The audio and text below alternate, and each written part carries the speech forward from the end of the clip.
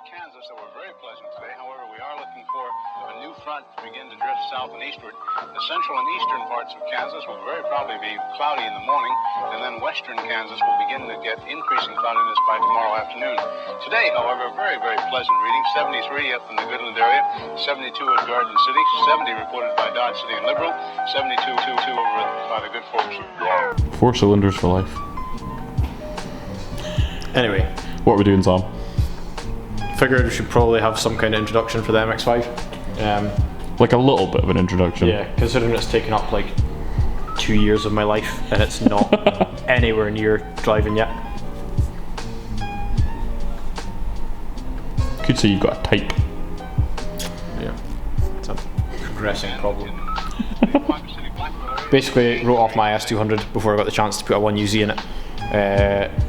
Bought the MX5. Bought an LS400 to take the 1UZ out of. Not this one. Not this one. Yeah. This is another one that he now owns. So we have 1UZ here. This one runs and drives and makes V8 noises. And then... Very blown.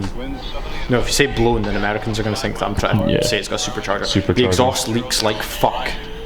Yeah. So the exhaust blows. But we can confirm, because of one evening of shenanigans, sounds fucking sensational with half the exhaust like unbolted. Yeah, so like AK-47 style bands. So it's a plan. However, this 1UZ came out of a 97 UCF20 non-VVTi, but obviously it's the later one, so it doesn't have the like hood and strong rods. The indestructible block. I don't plan on boosting it, so it'll be good for this. Yeah. This one's the earlier 94 non-VVTi. So in theory, if I'm correct, I could be wrong. There's every chance I'm wrong. This could have the rods and that are good for like 1,000 horse. But this one's staying in the car, I'm not fucking around with another engine swap.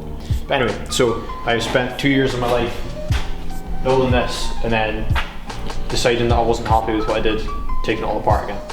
Once it's done, it'll be 1UZ from a non-VVTi late LS400, BMW ZF box from a E46 330i, the differentials from a E36 325, the drive shafts are from a E36 328, the outer hubs are from an E30 325i,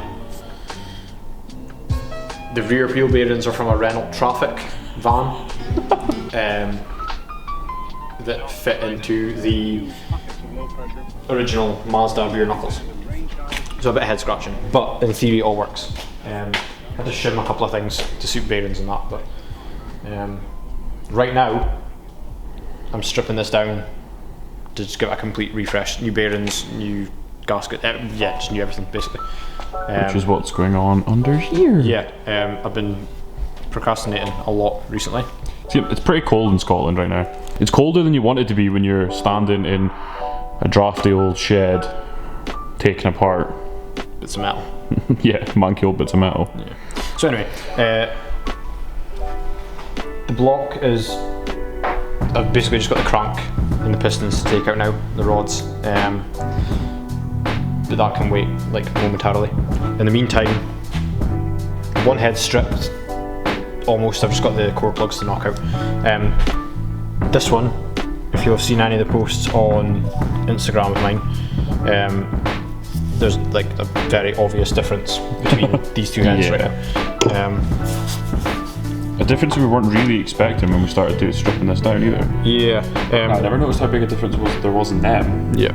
So, as it is, it's suspected that either a valve seal's really gone or a dropped valve guide.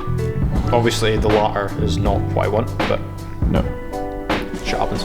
It's repairable even if it is worst case scenario. Yeah, so the plan tonight is to get all the buckets, valves, springs, everything out of this one.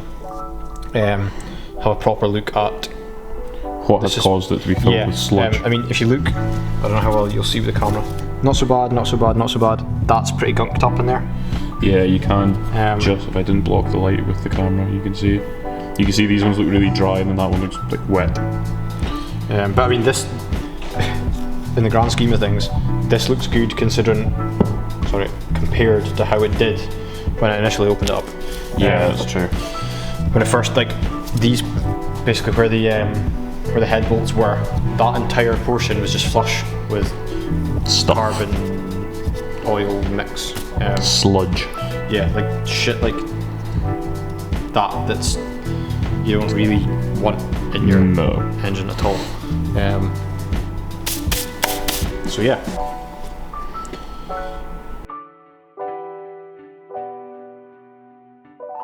And cleanliness and so on, but like I don't intend on boosting it. I'm not going for mad power. Like a standard power 1UZ and an MX5 will be more than enough. Absolutely.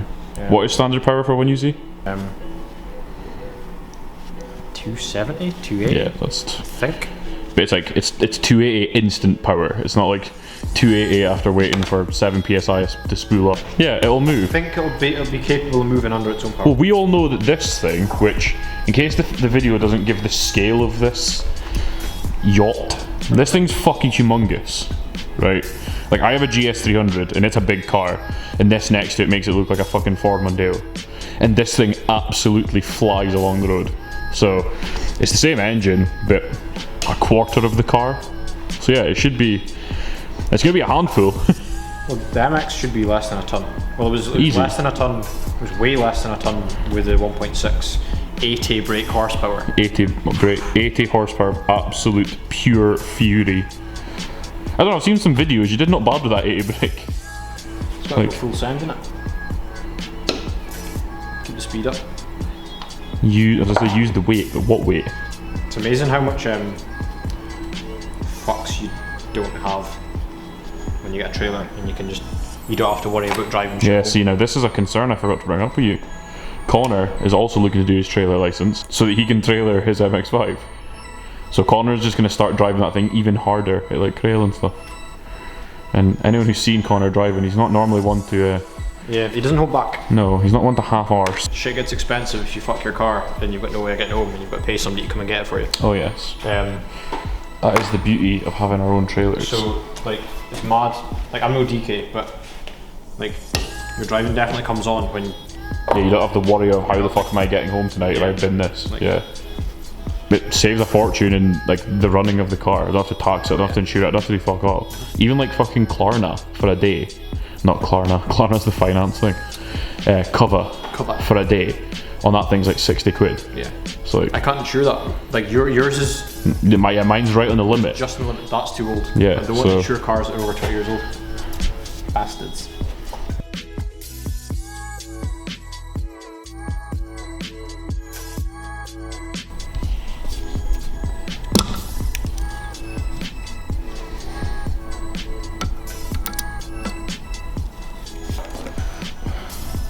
Yes. And now exhaust side stripped, boxed, and now labelled. Right, this is the left head. Yes. If I remember correctly. Yeah. I had a primary school teacher once told my parents that my handwriting when I do my homework, which was rare, but when I did my homework it resembled a chicken had walked across the page with a pen in its mouth. And that's what she said my handwriting looked like. I don't think it's much better. I can only write in capital letters, eh? Was that my dad? Block capitals for everything. Left head. Exhaust 1. Boom. See that, kids? That is how you keep yourself organised. No spelling mistakes. Want to see some puppies? Yeah, I'm far too clumsy to have this many boxes just in a mile radius of myself. Hence, every single one being taped up. Closed up, taped up, put in a cupboard. Yeah, so if I do not come over, then... And they're all... Look at that beautiful labelling. So this one... I missed it. Fucking sorry, I was filming your other... Right, we'll have to cut that bit out. Eyes on the prize, man. Eyes on the prize.